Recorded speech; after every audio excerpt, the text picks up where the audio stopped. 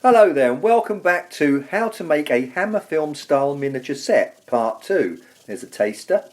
This is the original miniature from last video.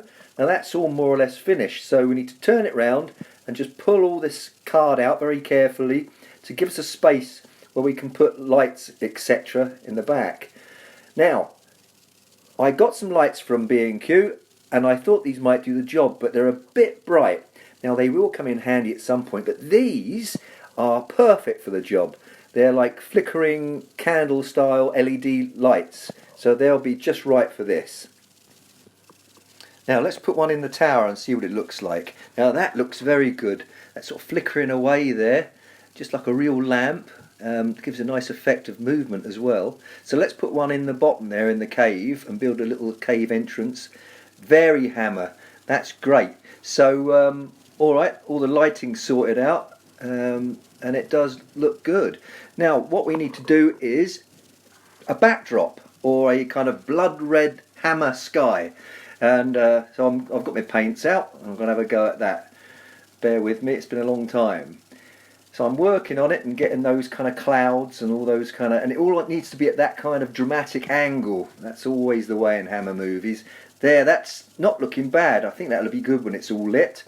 Now we need to do the mountains, so got a bit of card here, long card, so we're going to cut a mountain range out. There you go, and it all needs to be painted, so, well, obviously, so paint it black, put a little bit of detail on it maybe, but it doesn't need an awful lot because it's going to be completely in silhouette. So there you go, there it is in place. So all the elements are coming together now. We've got the miniature, the mountains, and there's the blood red hammer sky going in the background. Now that's all looking pretty good, so all we need to do now is put all the lighting in and get all that turned on and see how it looks.